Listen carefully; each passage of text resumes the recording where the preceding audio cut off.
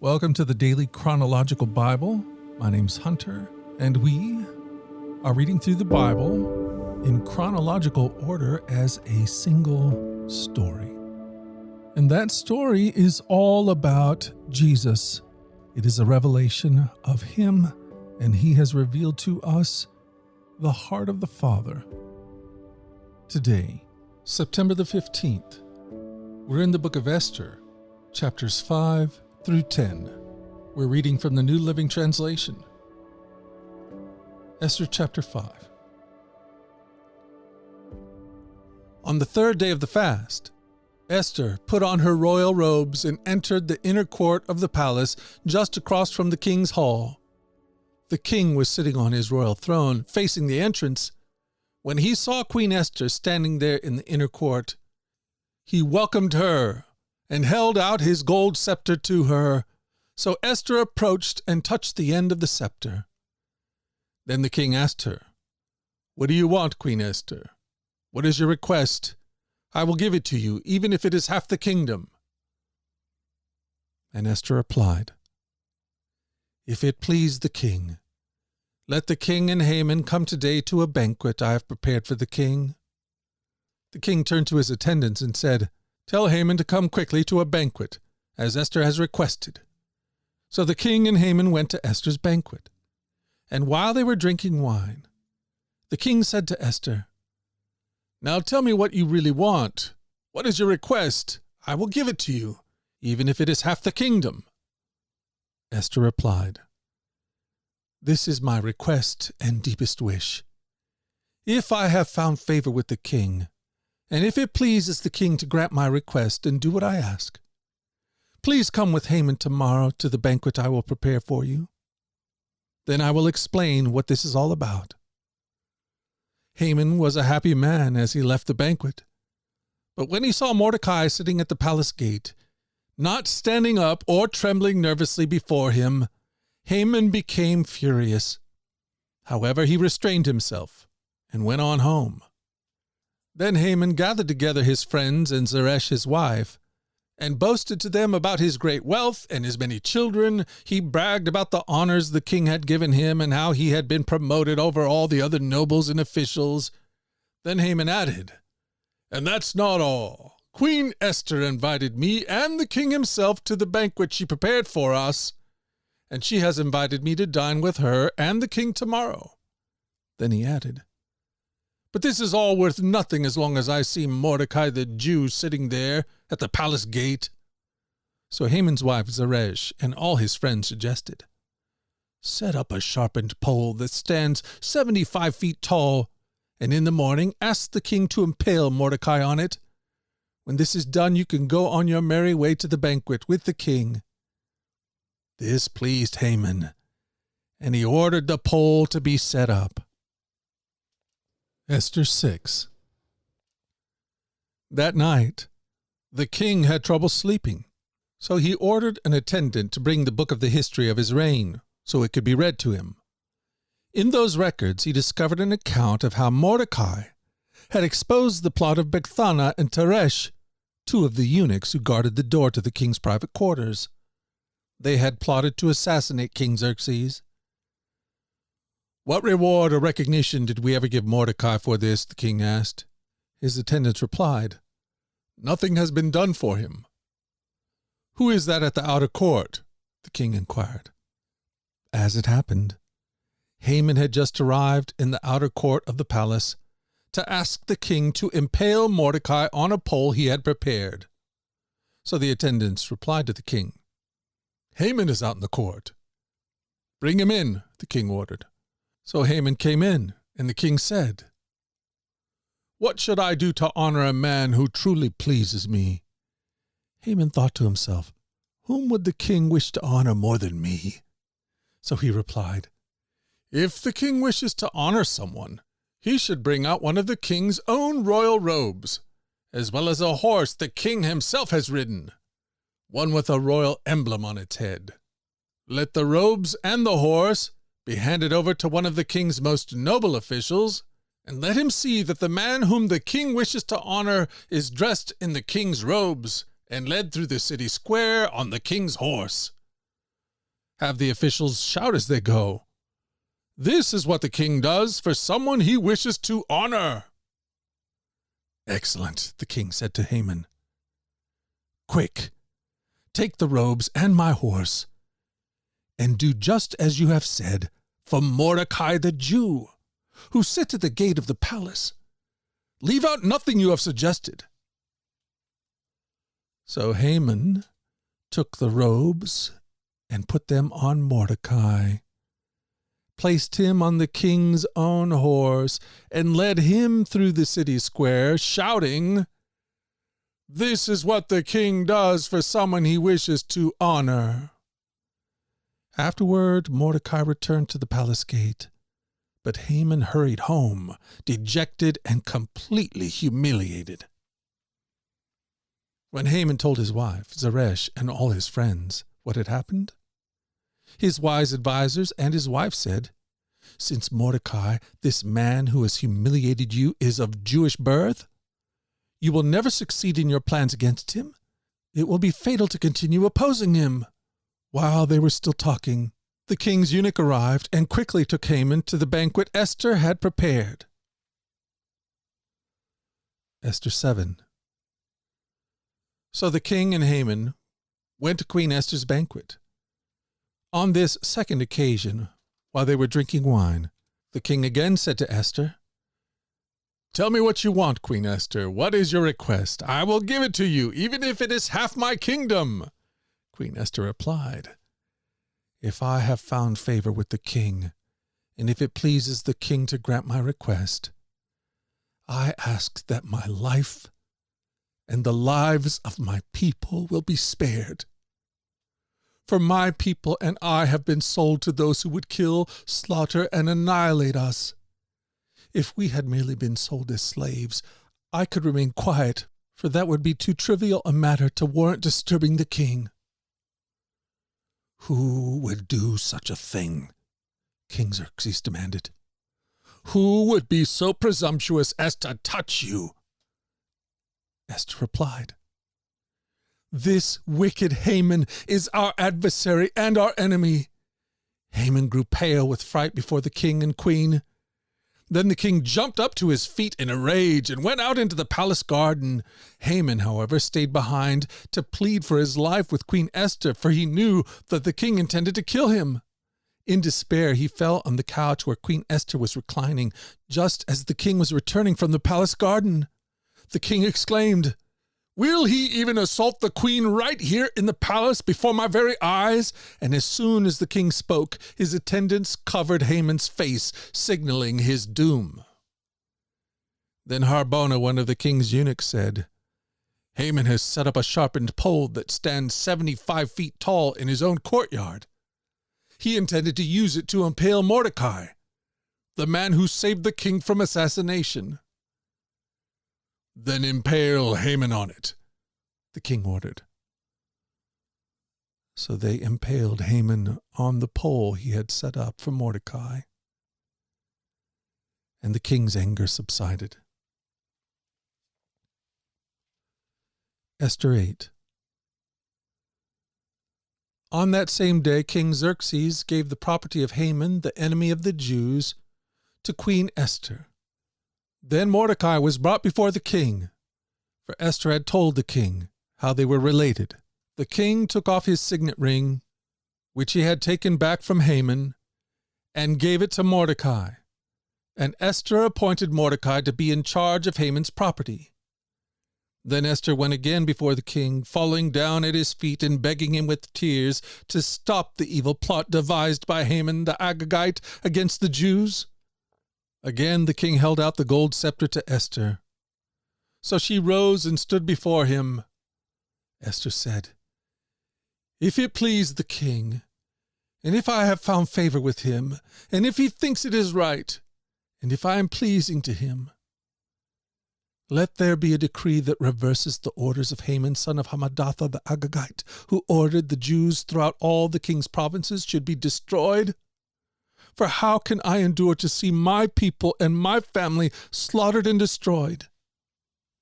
Then King Xerxes said to Queen Esther and Mordecai the Jew, I have given Esther the property of Haman, and he has been impaled on a pole because he tried to destroy the Jews. Now go ahead and send a message to the Jews in the king's name, telling them whatever you want, and seal it with the king's signet ring. But remember that whatever has already been written in the king's name and sealed with his signet ring can never be revoked. So on June 25th, the king's secretaries were summoned, and a decree was written exactly as Mordecai dictated. It was sent to the Jews and to the highest officers, the governors and the nobles of all the 127 provinces stretching from India to Ethiopia. The decree was written in the script and language of all the peoples of the empire, including that of the Jews. The decree was written in the name of King Xerxes and sealed with the king's signet ring. Mordecai sent the dispatch by swift messengers who rode fast horses, especially bred for the king's service. The king's decree gave the Jews in every city authority to unite to defend their lives. They were allowed to kill, slaughter, and annihilate anyone of any nationality or province who might attack them or their children and wives, and to take the property of their enemies. The day chosen for this event throughout all the provinces of King Xerxes was March the 7th of the next year. A copy of this decree was to be issued as law in every province and proclaimed to all the peoples, so that the Jews would be ready to take revenge on their enemies on the appointed day. So urged on by the king's command, the messengers rode out swiftly on fast horses bred for the king's service.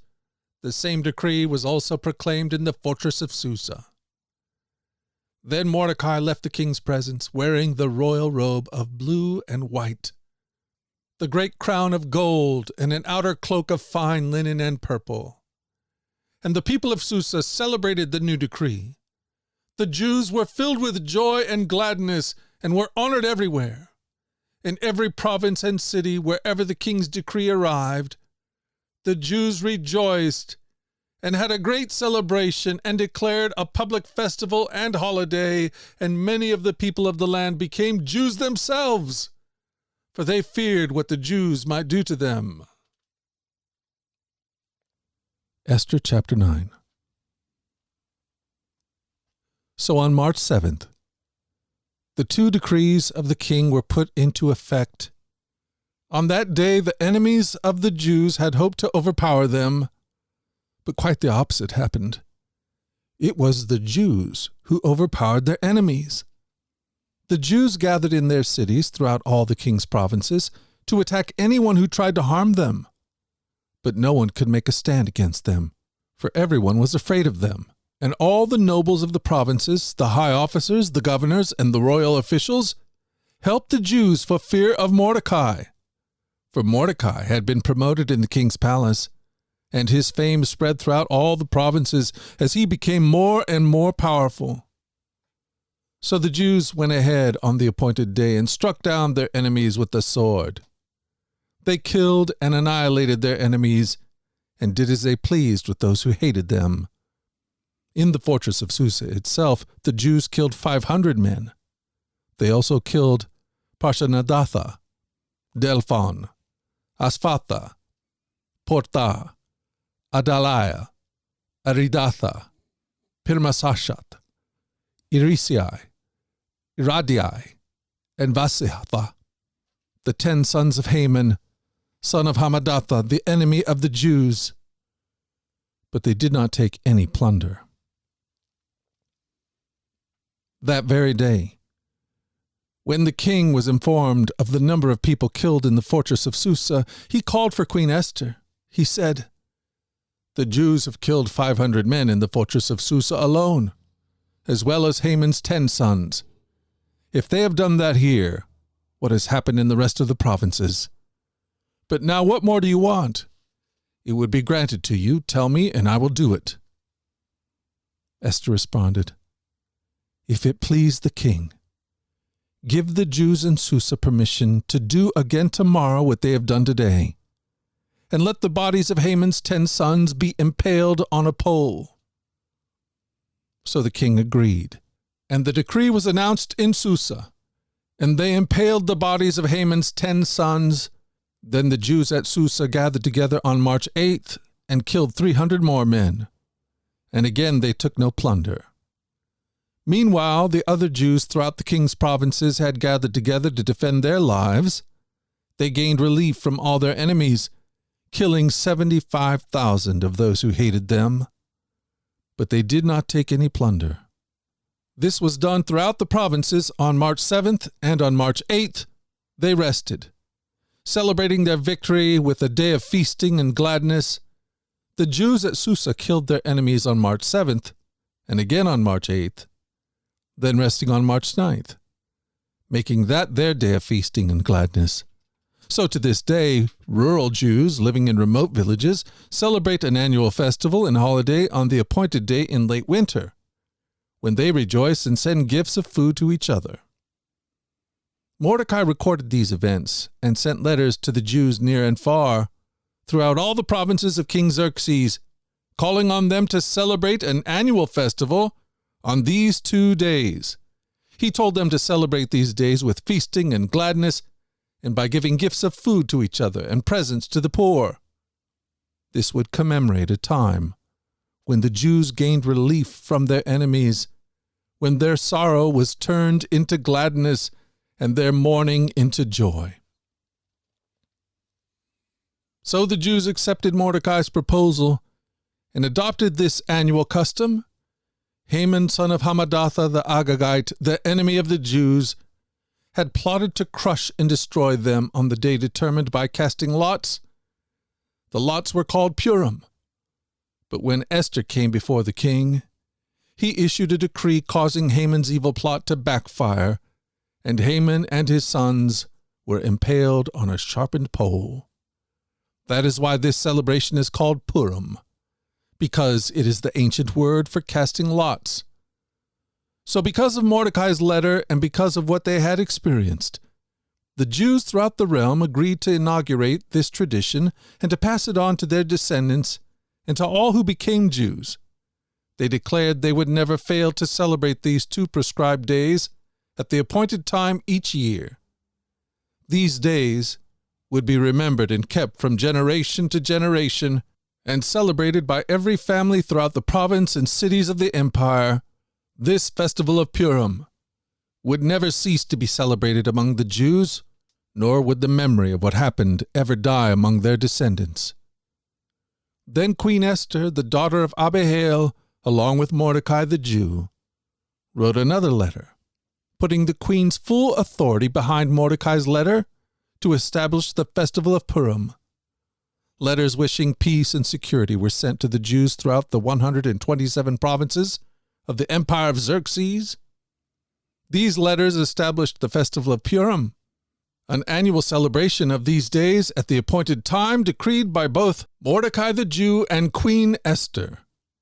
The people decided to observe this festival just as they had decided for themselves and their descendants to establish the times of fasting and mourning. So the command of Esther confirmed the practice of Purim, and it was all written down in the records. Esther chapter 10. King Xerxes imposed a tribute throughout his empire, even to the distant coastlands. His great achievements and the full account of the greatness of Mordecai, whom the king had promoted, are recorded in the book of the history of the kings of Media and Persia. Mordecai the Jew became the prime minister, with authority next to that of King Xerxes himself. He was very great among the Jews, who held him in high esteem, because he continued to work for the good of his people and to speak up for the welfare of all their descendants.